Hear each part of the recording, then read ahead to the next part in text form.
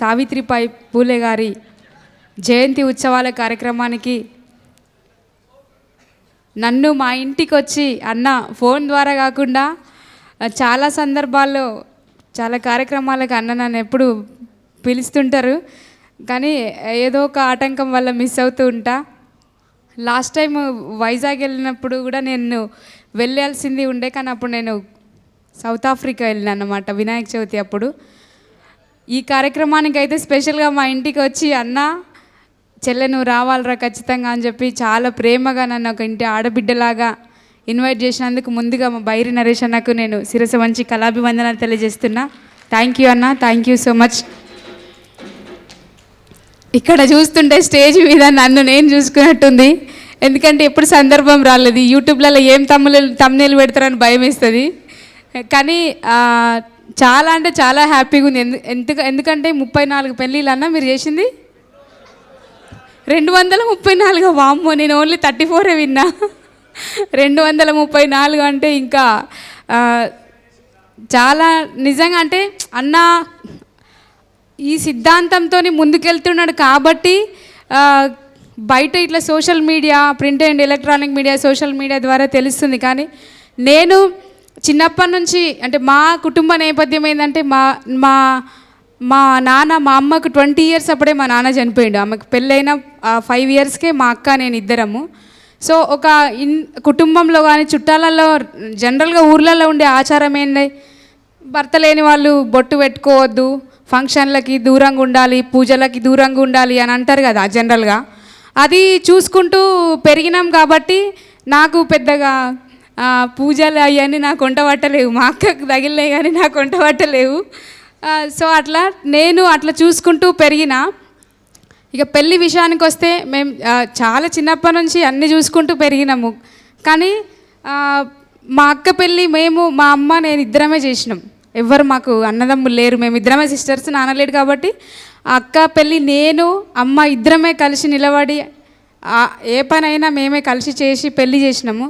అప్పుడు అనిపించింది ఎక్కువ ఫంక్షన్లకు పోయే వాళ్ళం కాదు, మా అక్క పెళ్ళి చెయ్యాలి, ఎట్లా చేయాలి అని అంటే బాగా చేయాలి, అయ్యో మా నాన్నుండి ఇట్లా కాకపోనేమో మాకు బాగా చేస్తుండేమో అనే ఫీలింగ్ రావద్దు అని నా బాధ్యతగా మా అక్క పెళ్ళి మంచిగా చేయాలని చెప్పి ఆమె పెళ్ళి చేసిన. ఎట్లా చేసిన తెలుసా, ఎందుకనంటే ఎక్కడైనా ఏ కులంలో అయినా కానీ ఏ మతంలో అయినా, ముఖ్యంగా మన హిందూ కల్చర్లో పెళ్ళిళ్ళకి పోతే నువ్వు ఎంత మంచిగా నన్న చెయ్యు, నాన్ వెజ్ పెట్టినా ఏది పెట్టినా మంచిగా బద్యం బిర్రుగా తినిపోతారు. అన్నం కొంచెం ఉడకలేదు, ఇంకా ఉడికితే బాగుండు అని అంటారు. కూరల్లో జర్ర ఉప్పు ఎక్కువైంది, కొంచెం కారమైంది, మసాలా ఘాటైంది అని అంటారు. అవన్నీ చూసుకుంటూ చిన్నప్పటి నుంచి వినుకుంటూ పెరిగినాం కదా. మా అక్క పెళ్ళికి ఒక్క రిమార్క్ కూడా రావద్దని పెళ్ళి చేసిన, చాలా బాగా చేసినాం, మంచిగా మాకున్న స్థాయిలో మాకున్న స్తోమతలో చాలా బాగా చేసినాం. కానీ చివరికి నా వంతు వస్తుంది కదా, నా పెళ్ళికి వచ్చేసరికి ఇది అంత ఇట్లా వేసుకోదు, ఇది కానే కాదు అని చెప్పి తిక్కలేసి నాది కూడా లవ్ మ్యారేజ్. మా ఆయన ఉస్మాన్ యూనివర్సిటీ స్టూడెంట్ అప్పుడు 2013లో. మా ఆయన వాళ్ళు పురోహితం, వాళ్ళు బ్రాహ్మణ్స్, మేము మున్నూరు కాపు. కానీ నేను నా నేపథ్యం అంతా ఆయనకు తెలిసి కూడా నేను అంటే నా పాటలు, నా ఫీల్డ్, నేను ఎక్కడ తిరుగుతా ఎట్లుంటా అంటే మా కళారంగంలో అర్థం చేసుకునే అబ్బాయిలు చాలామంది తక్కువ దొరుకుతారు. కానీ మా ఆయన చాలా మంచోడు, అంత పెళ్ళికి ముందే చూసిండు కాబట్టి నేను చెప్పినట్టు పెళ్ళి చేసుకుందాం అంటే ఓకే అన్నాడు. సో మేము కూడా సింపుల్గా 100 రూపాయలలో పెళ్ళి చేసుకున్నాం. ఈడ దండలేసిర్రు కానీ మేము దండలు కూడా వేసుకోలేకపోతే సంతకాలు పెట్టుకొని పెళ్ళి చేసుకున్నాము. వీళ్ళ పెళ్ళి చూస్తుంటే నన్ను నేను చూసుకున్నట్టు అనిపించింది. నాకు ఎప్పుడు చెప్పలే, నేను ఏ ఇంటర్వ్యూలలో కూడా చెప్పలే, కానీ ఫస్ట్ టైం ఇక్కడ వీళ్ళని చూస్తుంటే చెప్పాలనిపించింది అన్న. Thank you. నాకు ఒక మెమరీ అంటే మేము ముహూర్తాలు కూడా ఏం చూసుకోలే, గుడ్డిగా పోయినా. ఏంది February 14th లవర్స్ డే, ఆ రోజు చేసుకున్నాం, కథం అయిపోయింది. అట్లా చూసుకొని చేసుకున్నాం అన్నమాట. సో నిజంగా చాలా హ్యాపీగా ఉంది. థ్యాంక్ యూ సో మచ్ అన్న. చెల్లెకి మౌనికకి, తమ్ముడికి హ్యాపీ మ్యారీడ్ లైఫ్. మీ ఇద్దరికి రాబోయే రోజుల్లో మంచిగా ఉన్నత స్థాయిలో మీరు అనుకున్న లక్ష్యాలు, మీరు అనుకున్న ఆశయాలన్నీ నెరవేరాలని నేను మనస్ఫూర్తిగా కోరుకుంటున్న. ఆడబిడ్డగా మంచిగా హ్యాపీగా పిల్ల పాపలతో ఆర్థికంగా అందరికీ నేను అనుకునేదాన్ని. లవ్ మ్యారేజ్ చేసుకున్నప్పుడు నా పెళ్ళికి మా అమ్మ ఒప్పుకోలేదు, ఎందుకంటే కులములా ఇట్లంటారు అట్లంటారు అని చెప్పి. కానీ నేను చేసుకున్న ఆమెను ఎదిరించి నాకు బద్ధ శత్రువు మా అమ్మనే అనుకొని, ఎందుకంటే ఆమె వద్దన్నది కాబట్టి ఆమె ముందే ఎవరికి చేయి చాపకుండా తలంచకుండా బతకాలని చెప్పి నేను చాలా కష్టపడి మా ఆయన సపోర్ట్తో ఈరోజు ఇక్కడ నిలబడ్డా. నేను ఎవరికి కూడా వీలైతే మాకు తోచితే మేము సహాయం చేస్తాం, కానీ ఇంతవరకు ఇందాక నరేష్ అన్న చెప్తున్నాడు, అన్న ఇంత పెద్ద ప్రోగ్రాం చేసి 1000 మందితో ప్రోగ్రాం చేసి వాట్సాప్లో లెక్కలు చెప్పాల్సిన అవసరం లేదు కదన్నా. కానీ ఎవరన్నా సహాయం తీసుకుంటే, ఎవరిదన్నా హెల్ప్ తీసుకుంటే వాళ్ళు గీసిన గీత మనం దాటద్దు, వాళ్ళు చెప్పిందే మనం వినాలి. వాళ్ళకు వచ్చినప్పుడు వంగి వంగి దండాలు పెట్టాలి, నమస్కారాలు పెట్టాలి, వాళ్ళకి రాస మర్యాదలు చేయాలి, అవన్నీ చేయాలి. అవన్నీ ఎవడి వాళ్ళు అయితే మన వాళ్ళు అయితే అగిట్లా బతికేటోళ్ళకు అవుతుందా? మాట్లాడరేంది? నేను మాట్లాడేది అర్థమవుతుందా మీకు? సైలెంట్గా ఉంటే నాకు భయం అవుతుంది. మరి మీరేం సపోర్ట్ చేస్తలేరు. మనతోనే అవుతుందా? కాదు కదా. అన్నట్లా మాట్లాడుతుంటే నన్ను నేను చూసుకున్నట్టు అనిపించింది. ఎవ్వరికి చేయి చెప్పకుండా లవ్ మ్యారేజ్ చేసుకున్న వాళ్ళు ముఖ్యంగా ఉన్నంతలో తిని మనం ఇంకొకరికి పెట్టే స్థాయికి ఎదగాలి, కానీ ఎవరిని చేయి చాపి బతుకొద్దన్నా. నేనైతే అదే సిద్ధాంతంతో బతుకుతున్నా, ఇప్పటికీ కూడా బతుకుతున్నా, ఇంకా ఫ్యూచర్లో కూడా అట్లనే ఉంటా. కాబట్టి ఎవరైనా కానీ ఉన్నంతలో మీరు తమ్ముడు వాళ్ళకి ఉన్నంతలో హ్యాపీగా ఉంటూ, అమ్మా నాన్నలకి వీలైతే వాళ్ళు ఎంత కోపం చేసుకున్నా కానీ వాళ్ళు కనీ పెంచితేనే కదా మనం ఇక్కడ ఈరోజు ఇట్లా సమాజానికి పరిచయం అయినాం. కాబట్టి వాళ్ళని కూడా గౌరవించి మీరు ఆరోగ్యంగా ఎప్పుడు ఆర్థికంగా హ్యాపీగా ఉండాలని మనస్ఫూర్తిగా కోరుకుంటున్నా తమ్ముడు. Thank you so much. So ఇక మొత్తానికి మన ప్రోగ్రాంకి వస్తే, నరేష్ అన్న ఒక విషయం చెప్పాలి. నరేష్ అన్నది లవ్ మ్యారేజే, కానీ నరేష్ అన్న మా జాతి అల్లుడు. నేను చాలా గర్వంగా చెప్పుకుంటా. థ్యాంక్ యూ అన్న, థ్యాంక్ యూ సో మచ్ అన్న. సావిత్రిబాయి పూలే వారి త్యాగాలు, అంబేద్కర్ గారి గురించి కానీ చాలామంది, సార్ కూడా అసలు ఎంత బాగా వాడిరా. సార్ వాడుతుంటే నన్ను ఆ పాటను మర్చిపోయేటట్టున్నా. ఎందుకంటే ఒక క్రిస్టియన్ మతంలో ఉండి కూడా, అంటే కరోనా వల్ల నేను చేంజ్ అయినా అని చెప్పింది కదా. సార్ లాగానే కరోనాతో చాలామంది మారిన వాళ్ళు ఉన్నారు కావచ్చు. ఆ సారే ఎగ్జాంపుల్ అనిపించింది. చాలా బాగా వాడిరు సార్ మీరు. ఎందుకనంటే ఓన్గా సారే రాసుకొని పాడడం అనేది చాలా గ్రేట్ కదా. నాకు రాయరాదు. చాలా ఎంతసేపు పాడుతుంటే కూడా బోర్ వచ్చింది అసలు మనకు కదా. చాలా హ్యాపీగా ఉంది సార్ ఈరోజు మిమ్మల్ని ఈ సభలో కలవడం చాలా సంతోషంగా ఉంది.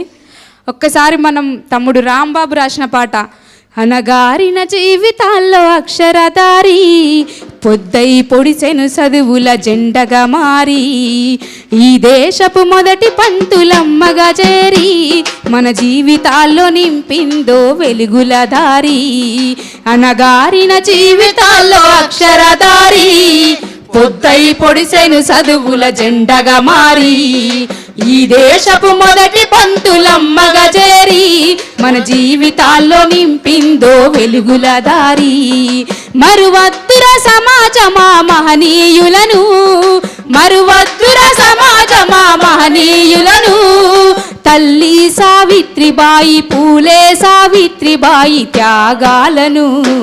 అనగారిన జీవితాల్లో అక్షరధారి, పొద్దై పొడిసెను చదువుల జెండగా మారి, ఈ దేశపు మొదటి పంతులమ్మగా చేరి, మన జీవితాల్లో నింపిందో వెలుగుల దారి. ఇట్లా మీ అందరికీ తెలుసు, వారి త్యాగం, వాళ్ళ త్యాగాల వల్లనే మనం ఈరోజు ఇక్కడ ఉన్నాం.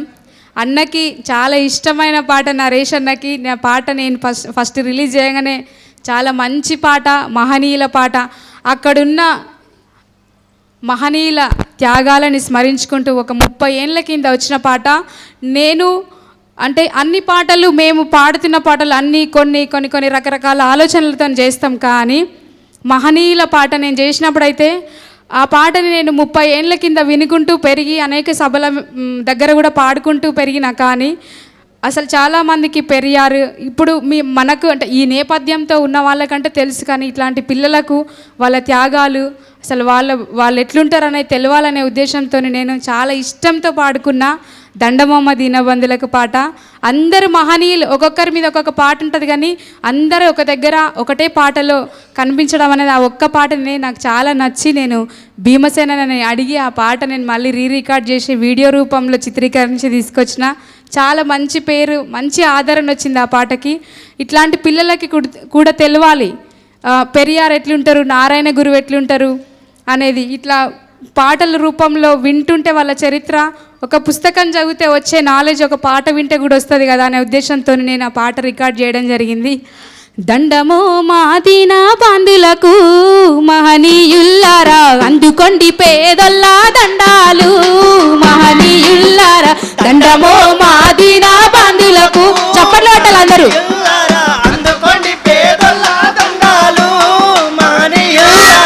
ఉద్యమాలకు బాటలేసి పోరుపాటకు రాగమై, పోరుపాటకు రాగమై, రాగమై గుండెలల్లో ఆహా గుండెలల్లో ఓ గుండెలల్లో నిలిచిపోయినరా మహనీయుల్లారా, సుక్కలై వెలుగుతున్నారా మహనీయుల్లారా. దండమో మాదిన బాంధులకు మహనీయుల్లారా, అందుకోండి పేదొల్లా దండాలు మహనీయుల్లారా. అపం శుభము తెలియలేని ఈ మూడా మనుషులాను కుతమతాల పేరుతోని ఊరవతల వేరుంచిన, ఊరవతల వేరుంచిన, ఊరవతల వేరుంచిన ఈ మూడాచారాలను తెగ నరికిన సింహమోయి, తెగ నరికిన సింహమోయి, తెగ నరికి. ఎవరు చెప్పాలి మీరందరూ? అందరూ ఒకసారి చేదెత్తి చెప్పాలి. ఎవరు ఎవరు? పెరియారు పెరియారు,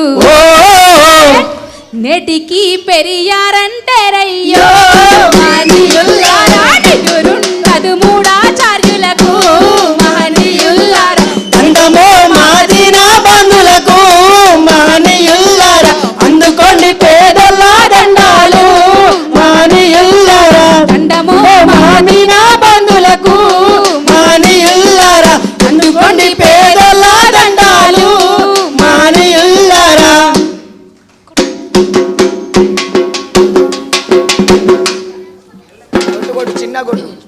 థ్యాంక్ యూ తమ్ముడు.